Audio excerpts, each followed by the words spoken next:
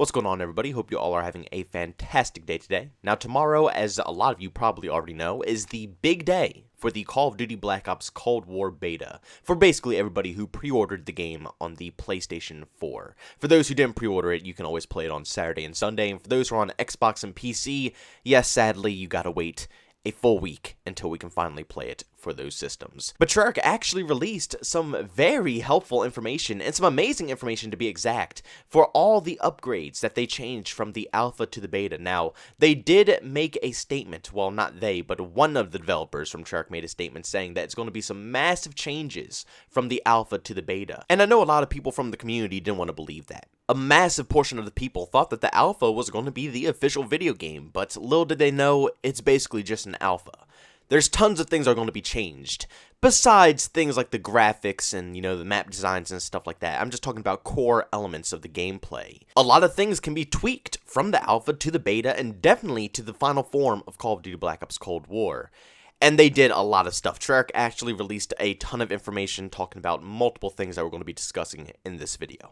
Now, Treyarch did release a massive patch list of things that they tweaked from the alpha to the beta, but before we get into that list, I do want to say a few things that they did change that are extremely important. First of all, being the FOV slider. For a lot of people who didn't know, Modern Warfare didn't have an FOV slider for console players whatsoever. It was only for PC, which is kind of annoying knowing that games like Battlefield and Apex Legends, for console players, you can use an FOV slider in those video games. It just didn't simply make that much sense that having crossplay put into a Call of Duty video game, and they still didn't give something that's very crucial, and it's a massive skill gap between PC and console players having an FOV slider. You would think that, Activision or whoever the development studio is that's designing the game would take that into consideration, but they didn't for Modern Warfare. But thankfully, they added in an FOV slider for the beta, so now everybody on console can go ahead, you can use the FOV slider, you can adjust your FOV. Just keep in mind, Treyarch did release a statement saying it will affect your performance, and for people like me, who have like the base PS4, it might hurt us a little bit, but if you have a PS4 Pro or whatever they're called, you're probably going to be able to run it. I don't think you'll have too many issues, but just know if you do have performance issues and you're using the FOV slider, maybe turn it down a little bit and it might work a little bit better. Second up, the HUD is actually going to be adjusted, so you can change things like the minimap, your crosshairs, basically anything that's on your screen you could either remove or keep implemented. Not really too insane,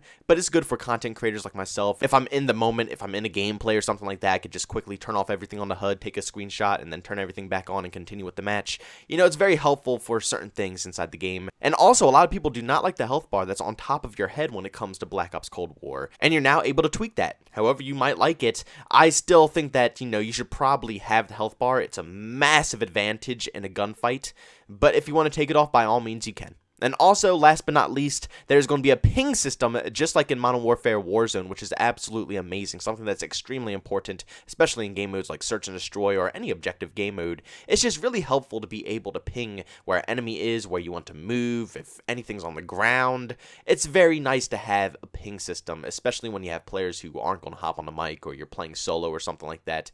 It's extremely handy stuff. I was really disappointed when they didn't add that into Modern Warfare. You think it would be, a go-to, something that they would instantly add in, especially if they had such a pretty good one, honestly, in Warzone. You would think they would implement it into multiplayer, but they didn't. But thankfully, Black Ops Cold War is going to have it in the beta. I don't know if this was just a last-second thought, or maybe they were planning on this already, because it was not in the alpha at all. I don't know what made them put it in, but regardless, I'll take it. I'm not going to complain. Now, next up is the patch list. Now, I don't know if these patches are going to be, the real deal. I don't know if they're just trying to hype us up. I don't know if they're just trying to, try to make it seem like they're doing a lot of good things from the alpha to the beta, or they're trying to make it seem like, it's going to be massive changes, when in reality they're just trying to cover up the game for being so bad. But from what these patch notes are saying, it's looking very, very good. Now, first off, the gunsmith is going to be upgraded just a little bit more. I think they're going to add a few more things to make it easier to know what attachments do for which weapons. Whatever. Next up, though, is very, very, very massive. The recoil pattern and firing animations for all the weapons have been completely retweaked. Since everybody was complaining about how all the guns felt like they had no recoil and all of them were just literal laser beams, apparently they're going to rework them all, and every single gun has a completely new and unique styled recoil pattern. So basically you have to master every single style of weapon, which is nice honestly, because I enjoy games like that where every gun is pretty much viable, but they all have to be mastered in their own type of way. You have to learn all of them, you have to understand all of them, and I like games like that, and I think that that will really, do justice to Cold War. Apparently they changed the ADS as well. I mean, nothing too insane. I guess they just smoothed it out. Whatever, But another big thing is that they're going to tune all of the weapons to make them, actually balanced now. They took all the feedback from everybody who played the alpha. They know for a fact that the AK-74U is completely just out of this world. So for anybody who did not get to try the alpha out, just know that the AK-74U is probably not going to be the most OP gun in the game. It's probably still going to be good, but it might not be the meta this time around because Treyarch did a ton of tuning to all of the weapons. The next one really scares me because it relates to all the sniper rifles. Now, for those who don't know, in the alpha, the sniper rifles were completely broken. And it only seems like they're getting benefits a lot more. They're getting aim assist, and they're getting precision aiming adjustments, and just a lot of different things that are very strange and didn't seem like they needed to be fixed. But a couple of good things I saw out of this were the Sniper Glint, which actually got a decent buff, so you're going to be able to see Sniper Glints a lot more easier than usual. And lastly, the snipers actually require you to hit a little bit higher on the body to get one-shot kills, which is very, very good. Earlier in the alpha, I mean, the stomach, the lower arm, all that stuff, you can get one-shot kills, and it was just really obnoxious because people were running around with snipers like they were SMGs and just one-tapping you everywhere. Now, apparently, you have to hit upper chest or upper arms or the head, and then you get a one-shot kill. I think it's still going to be very annoying in the beta, I'm not going to lie. I think Sniper's going to be still dominant. They might need some more tuning before the final release, but with time, we will finally tell to see if they're actually good or not. Now, the next one is a massive, massive improvement for Call of Duty Black Ops Cold War, and that is the visibility of this video game. Now, they are claiming that the actual visuals, like the graphics, are going to be improved. I highly doubt it. I don't think they're going to look that much different. Maybe they'll look a tiny bit better. Maybe the textures will be a little bit more crisp, but overall, I don't think this game is going to look that outstanding compared to a game like Modern Warfare.